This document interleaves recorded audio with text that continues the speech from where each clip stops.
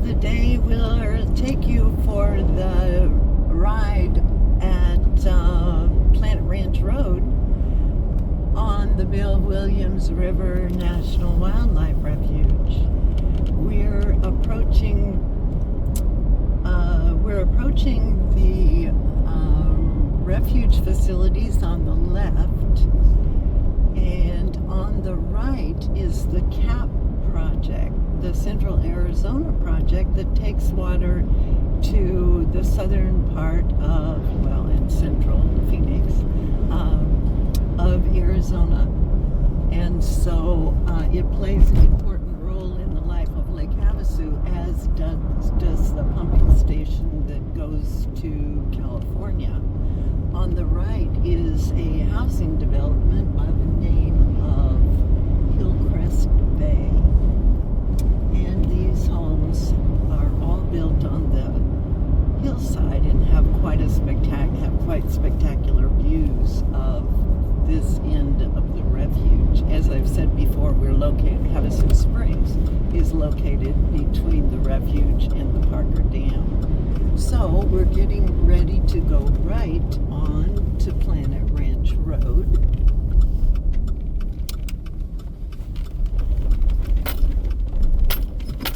And it's not quite as smooth, but we're back in the refuge.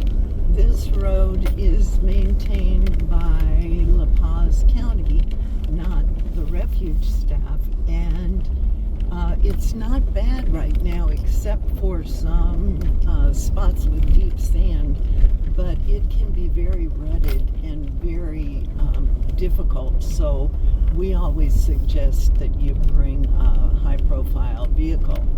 And that's one of the reasons we wanted to make this video, was for people that didn't have such a vehicle so that they can see what it's like.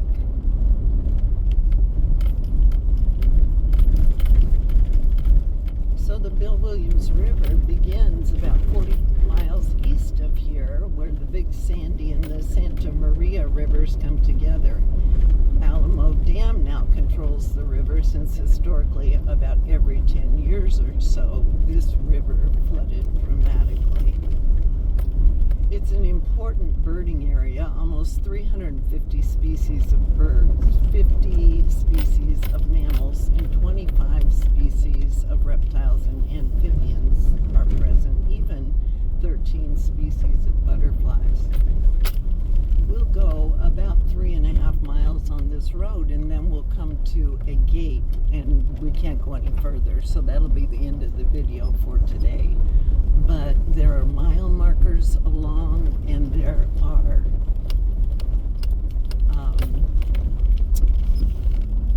trails and beautiful sights. On the left of us, we're passing the marsh, which is so beautiful.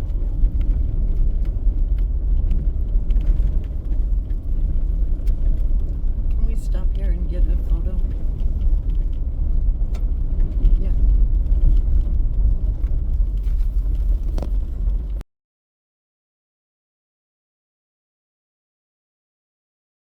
So DA popped out and got a picture of the marsh.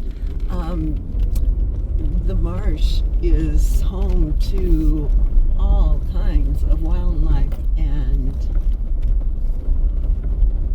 birds, of course, and some secretive birds that live only in the marsh.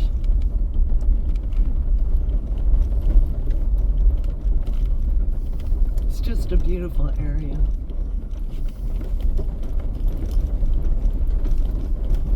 Well, the green really, that's a massive amount of green in the summer and stuff, so it really stands out in contrast to the black basalt rock that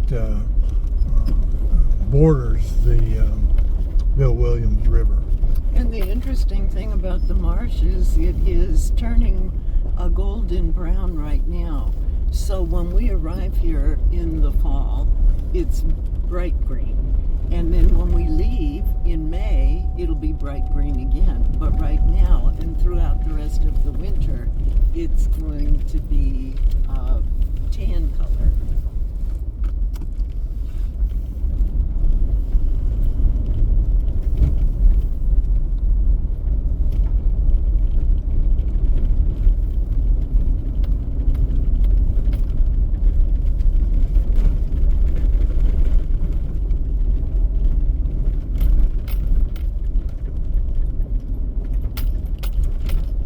Straight ahead of us is one of the most iconic scenes of the this road. These are on the right, the Buckskin Mountains, and this is a really iconic spot for photographs.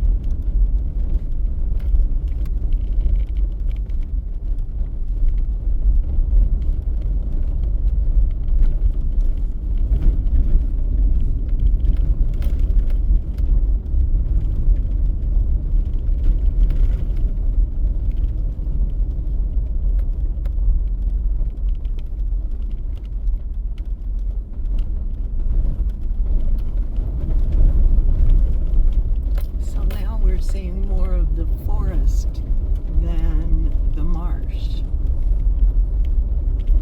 Riparian areas, riparian, I believe is how that's pronounced. Right, that grows along the water. And these are cottonwoods, mesquites, and willows.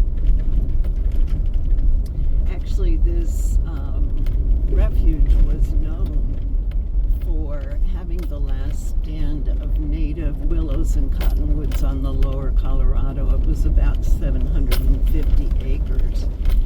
Sadly, in June of 2021, a lightning-caused fire took them all.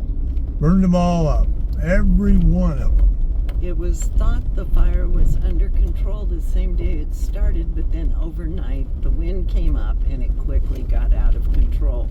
There were no fire breaks at the time. There are now. And they just couldn't get to the source of the fire to put it out. Right now we're approaching on the left the Slot Canyon. So you can park up ahead on the right and walk down through this canyon and get down to the water. It's not far at all, and it is really a very beautiful walk. Slot Canyon is caused by water erosion, and so entering any type of historically flooding areas should be, if it's cloudy, I would not go in there. But it's pretty spectacular.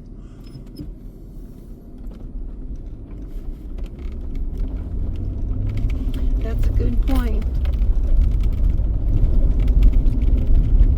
And that's the Slot Canyon is at mile marker 1.5. Right, thank you.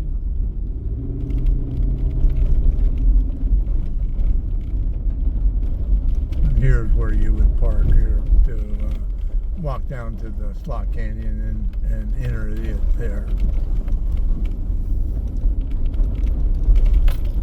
So I'm going to stop here and just kind of look far into the distance. You can probably see about, I would want to say 60 miles up the Bill Williams River towards the source of its Alamo Dam. But you can start to see a lot more trees that frequent the Bill Williams versus the marsh. The marsh is still there, but there's a lot more trees. And why don't we stop here and get a picture?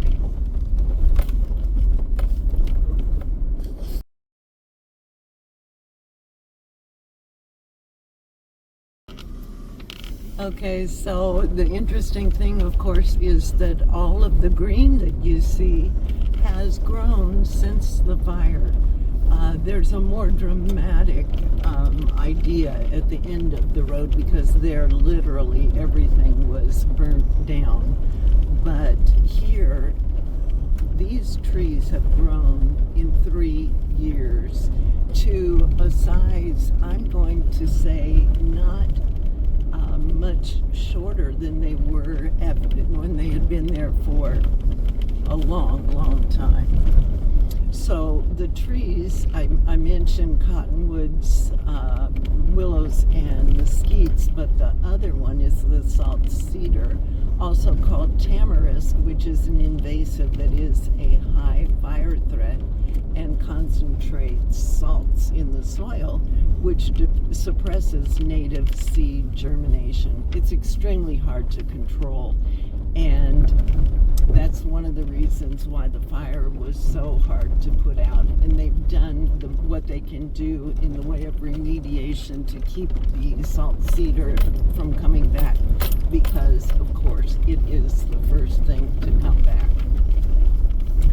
DA mentioned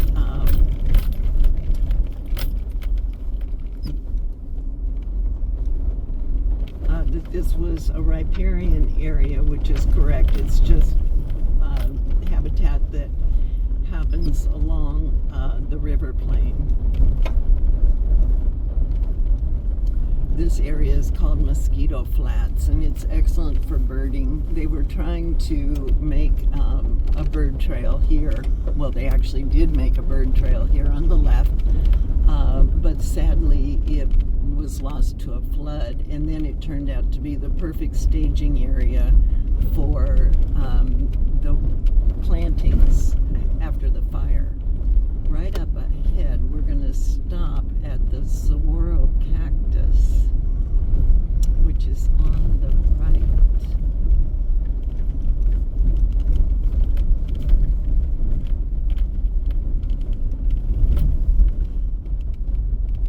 There it is.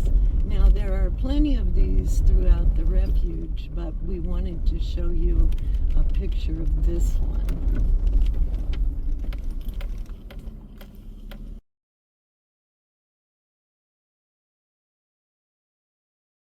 So more about the saguaro.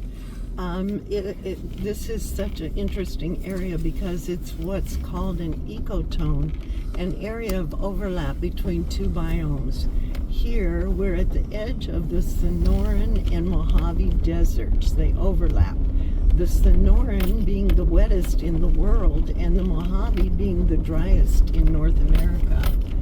So the saguaro only grows in the Sonoran Desert in the U.S., and this is the very end of where it grows. They're such an icon of the Sonoran Desert. They're the largest cactus in the U.S. and could be even 50 feet tall. They can live up to 200 years. Their root systems can extend as far as 100 feet. They develop those upturned arms when they're 65 to 75 years of age. Some never grow arms and are known as spears. And while we were at that stop for the picture, DA walked across the street and got a picture of the creosote, which is the iconic plant of the Mojave Desert.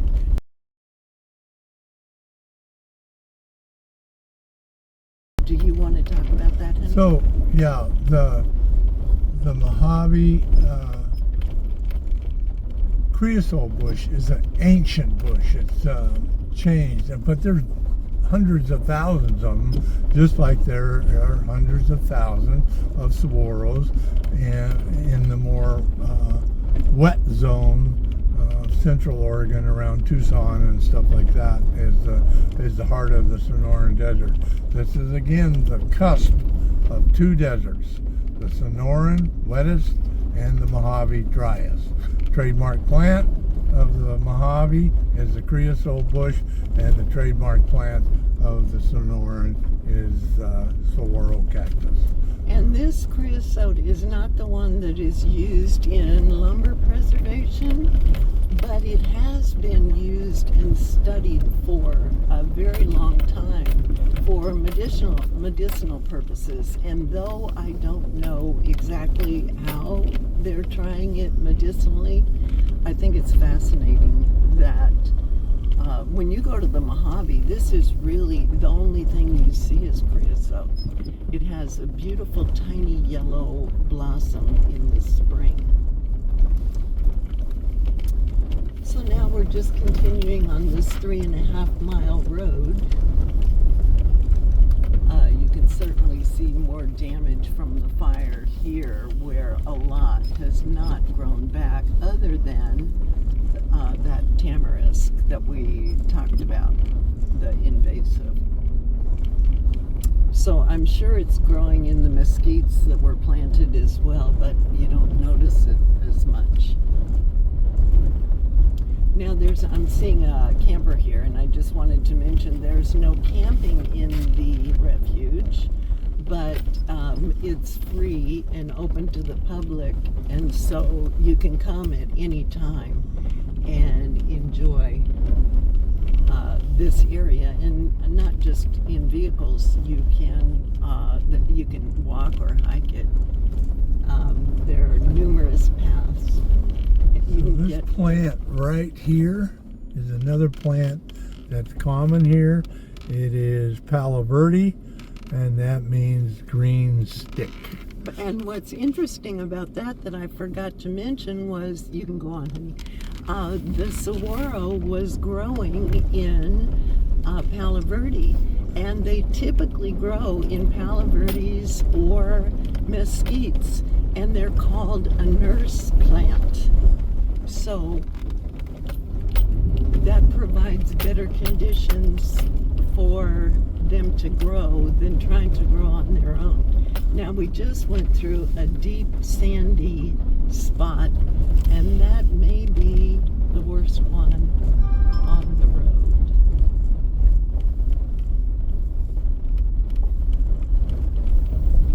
Yeah, so that's another thing. You do see a lot of Palo Verdes back here also. And of course they would be native. So when they bloom in the spring, they're bright yellow, and that distinctive yellow contrasts with the green stick. So they're quite a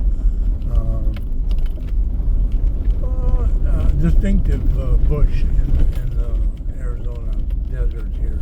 It's a glorious display. The yellow flowers are like baby orchids, and they just covered the entire plant or tree. The mesquites have a gold flower, and it's also very beautiful in the springtime. So we're talking end of March and May and April. So now looking straight ahead, those are all trees that have been replanted, because this area lost everything, as you can see from evidence along the road. The Refuge or the Fish and Wildlife Service really don't take down dead trees unless they're a hazard. We're letting a vehicle pass us. Okay. And so they'll remain until they fall down. Now what you're seeing here is just one, or is there? Well, we were right at the end of the road when the phone got so hot that it shut itself down. So here we are at the White Gate, which is when you know you're at the end of the road. Thanks so much for joining us today, and we'll look forward to seeing you soon.